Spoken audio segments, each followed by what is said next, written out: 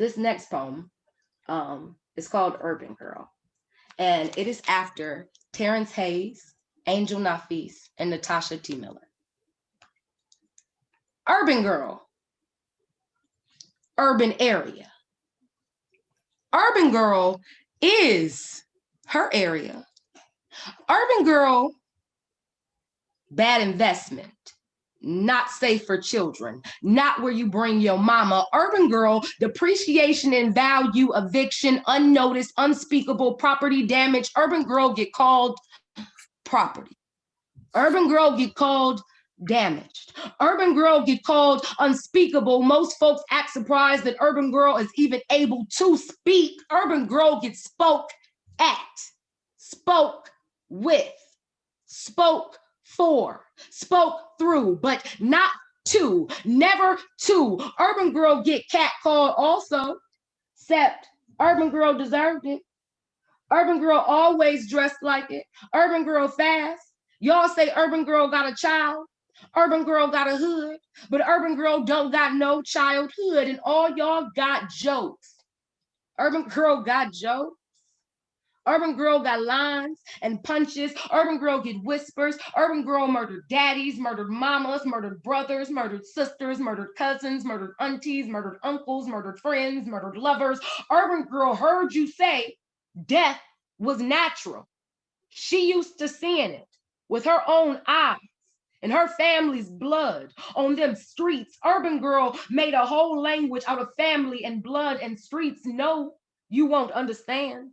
Urban Girl, know when you say urban, what you really want to say is ghetto, and you do. It's silent. It's still there. Urban Girl heard it. Urban Girl knows what condescending feels like. Fuck if she can spell it. Urban Girl spells it. Urban Girl turned her hand into an answering machine in the 90s so you may speak to it. Urban Girl 90s. Urban Girl baby, Urban Girl baby's kids, Urban Girl proof of that we don't die, we multiply equation. Urban Girl dead daddy ghost grin right from her face, talk to the hand. Urban Girl, y'all answer whether you like it or not. Urban Girl leads the line from the back. Urban Girl stand in line for Jordans. Urban Girl stand in line for shit we don't want all the time anyway. Urban Girl free lunch, care source, public assistance. Urban Girl hides her everything in her eyes. She knows it's the one place America can't look for too long. Urban Girl saw you say welfare queen. Urban Girl saw you write it. Urban Girl dyslexic. Urban Girl reads farewell queen. Urban Girl always understands she's a queen though. Urban Girl J's. Urban Girl get Jade and J's for J's. Urban Girl J did. Urban Girl J did. Urban Girl Beyonce. Urban Girl back in your day, Beyonce. Urban Girl blind micros, pay my bills, say my name, I'm a survivor. Urban Girl been in formation. Urban Girl old school. Urban Girl, all my life I had to fight. Urban Girl, old school.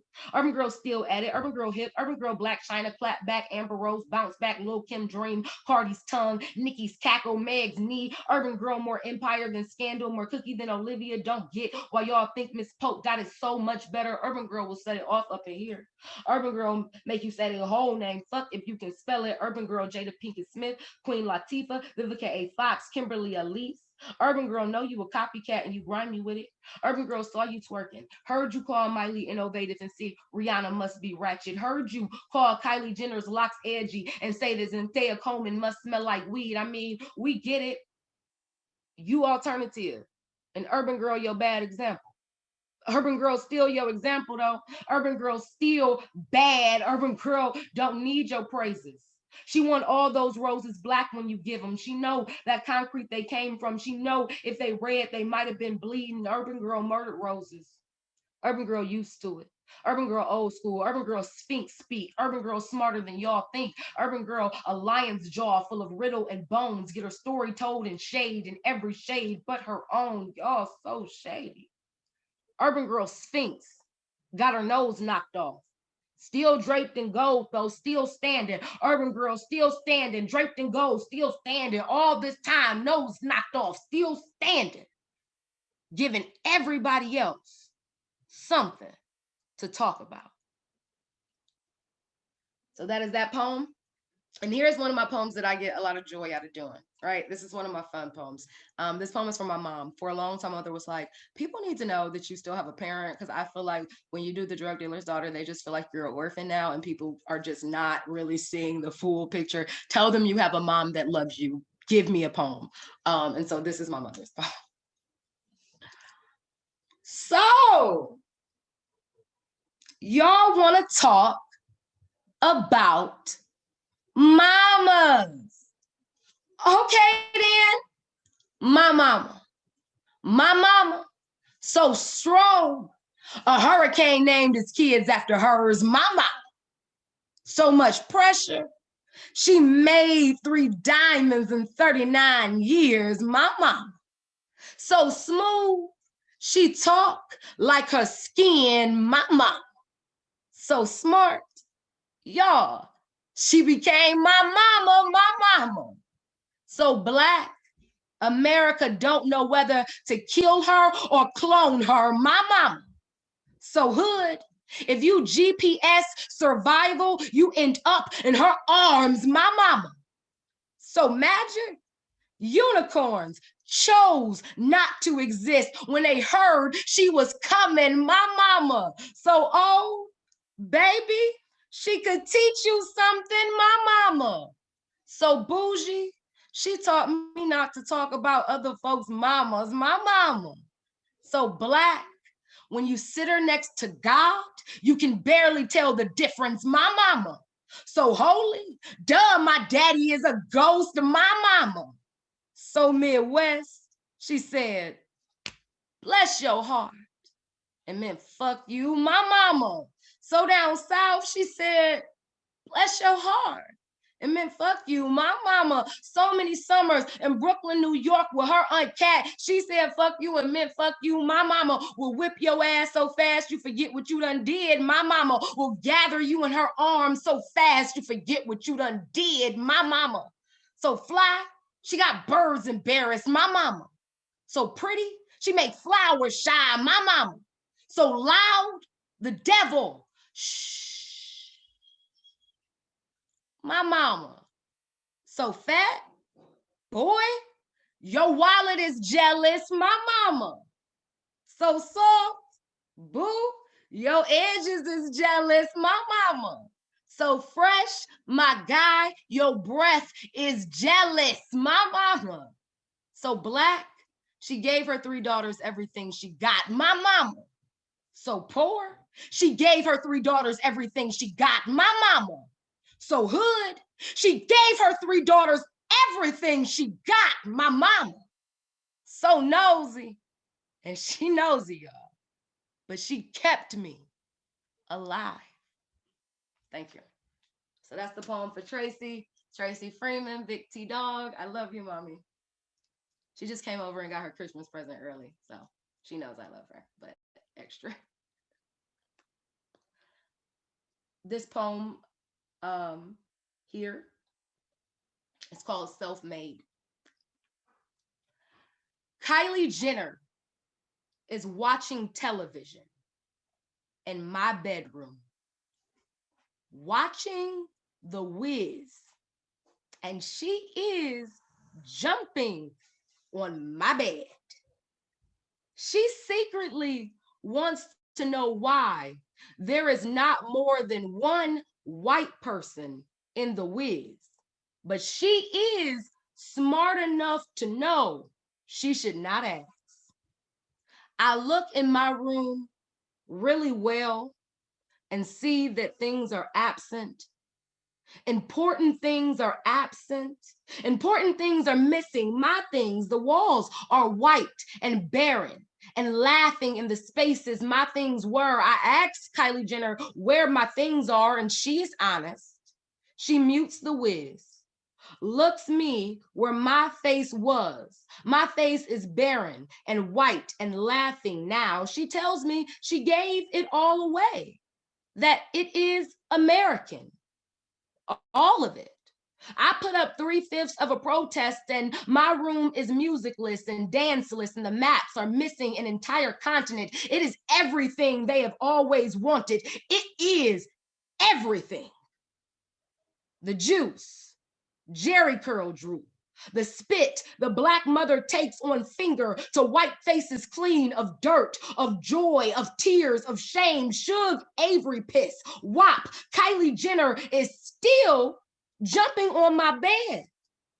But now she is attempting to take her cornrows out. She is ready for something new. Every time she takes one down, a different one appears. Simple Kylie Jenner. She did not know cornrows were created as protection. Kylie Jenner is getting very tired, and the cornrows will not stop multiplying. She tries to talk, but her lips swell like a bloody history. Her lips bloom like magnolias, and suddenly no one hears her. She finally sounds black enough to be silenced. She looks me and the barren, white, laughing face she has traded for my own sobbing brown one and asks for help. But no one answers. So that is that poem. This poem is called The Reclaiming, The Reclaiming. The hood can yell for itself.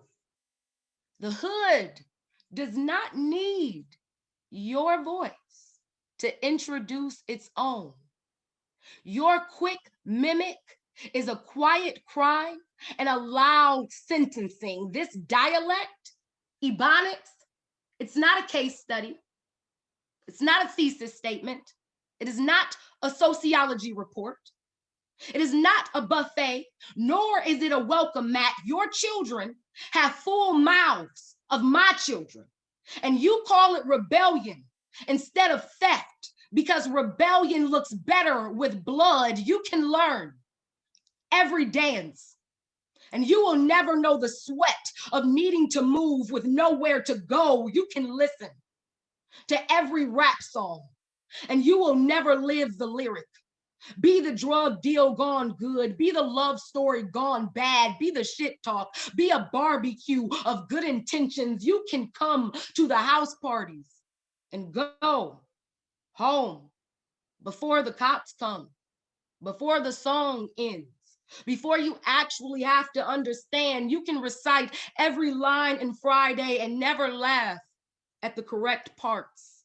You can say, bye, Felicia, without knowing her crack addiction, without knowing the droop of her shirt and the bag of her braids, how love and shame can be sisters and still look nothing alike, how hungry is always around the corner, where survival comes without the guide or loses it too soon. You can be the Huxtables.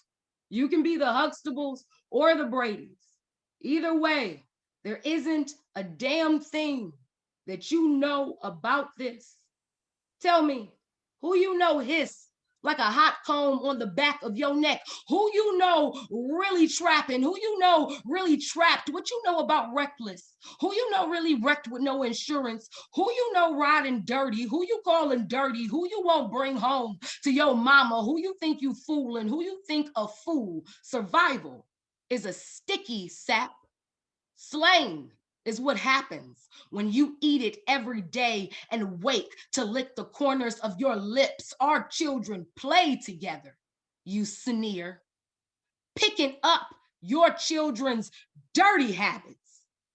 You convince them they are eating dirt instead of telling them to stop taking candy from strangers. Thank you.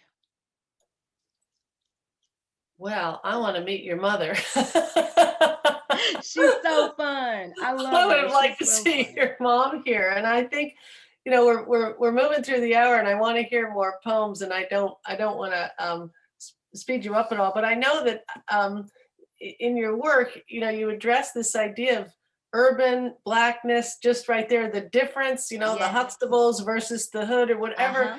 Can you help like white people like me? It's one of my favorite conversations. You know, this is really insightful, but I don't want to sidetrack too much from your poems. So No, absolutely. I think that's a brilliant conversation as well. You asked great questions. This was a conversation that I've really been working on as far as my current manuscript that I'm working on right now, Urban Girl and the Spoils of War. And really for me, and I'm not going to speak for everyone because I don't like to think that I'm an expert yet, but right. for me, especially growing up urban, there's always been a difference between urban and black. And that is true for both white people and black people.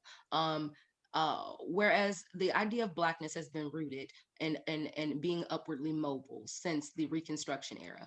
And to be upwardly mobile and be Black in America often means to align yourself with whiteness or to white ideals, right? And to be urban means to be left behind, to be in the area, the ghettos, where people are like, oh, those are just the Black people who just never got it together, didn't make it. Those are where the stupid Blacks are. Oftentimes people are like, and well, who are you? I've often been asked, like, I've been told, you've got to be mixed. Like sometimes people are like, you can't even just be Black, you're way into intelligent and you like these things and you speak so well. Like they're like, I don't even believe your race at this point, let alone where you actually grew up at. And then there are Black people who are like, oh, well, that's ghetto. I don't want to be that type of Black. There is a distancing. There's also this new idea of Black culture, of urban culture being glorified. When I say urban culture, I'm talking about the things that you hear about in rap videos, right? That's urban culture. That's when Black people let you know, absolutely, urban and Black aren't the same. We're not all Lil Wayne. We're not all doing these things. That is a specific type of culture. And they like to claim that culture, Black people, when it works in their favor. And they like to distance themselves from that culture when it does not work in their favors. Kind of similar to what white people do to Black culture, how white people put it on and then take it off when it's convenient and then distance themselves from Black people when they don't like it. And at the same time, Black people turn around and do it to urban Black people. Because often when you're oppressed, you do oppress. Like it's the way you feel better. That's why I think a lot of poor whites are more outwardly racist than well-off whites, because you are also oppressed. Classism is affecting you, and it feels better to have something else to look down upon. That sociology. So I think I really want to point that conversation out with Black people a lot, because I care the most about Black people. They're my people. That's who I care the most about. That's where I'm invested. And I just want to make sure that they are aware that they are doing the things that their oppressors are doing, and it's not cute, and that it hurts. That urban people are not idiots. That we absolutely know sometimes it's fun to listen to Cardi B, but you really don't want to sit next to us. You don't want us to work at your jobs. You don't want your white neighbors to know. You don't want your sorority friends or your academic space to really have us there. And we know it. We can feel it. And it's not that you hate us necessarily. It's just this idea of you don't want us to tarnish what you felt like you have acquired in relative to whiteness. And with all due respect, fuck whiteness. So it's like, I don't care how close you get to whiteness. That does not make you anything any better than me. In fact, and as far as my belief is, white people notice it less. As far as they're concerned, that's why we all get murdered at the same rate. That's why you can be a Black boy leaving a university with a full degree, just met Obama, shaked his hand, and a white cop will still kill you. They don't care half as much. White people don't tend to care half as much about who is ghetto and who is not. They're like, you're all the same. You're all the N-words. So like, whatever, like, I don't know the difference. Whereas in the Black community, it's definitely a conversation. So for me, that's that conversation. Which do you find more distressing or weighty, having to explain this within the Black community, or being as a Black performance artist having to explain, or being expected maybe to explain this to like white people like me? I mean, is that annoying? Not, I mean, it absolutely can be. I want to start off with saying that there are times and instances where I'm like, absolutely not. I don't have time for this. I do not feel like teaching today. They have not paid me enough to be on this, that, and the third. And I'm just like, this is too much. But there are other days where it's like, I genuinely, I would like to think that I'm an outgoing personality. I tend to get along with a lot of people from most walks of life. And I'm like, not that people should not be interested in listening to whoever will want to teach them, but I'll often find myself in situations where white people are actually very much so willing to listen to me and are very receptive to what I have to say, because I in some way have endeared them. And I'm absolutely aware of that. And I use that to my advantage. And I'm like, okay, so while you're all sitting here and listening and being entertained, here are the things I think you should fucking know. So I don't don't mind sharing. I also often tend to do it because I really want my audience to know. And I tend to, like I said, I have a lot of white followers and fans. I have a lot of white liberals that are like, yeah, Siaara Freeman rocks.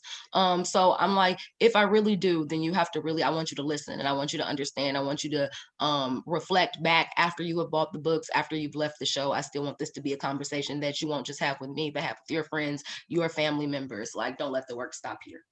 Well, and really your art, through art, you can do that, versus politics or standing on the street corner yelling at people or passing around petitions. I mean, you're performing a poem that makes people cry no matter what color they are or where they're from.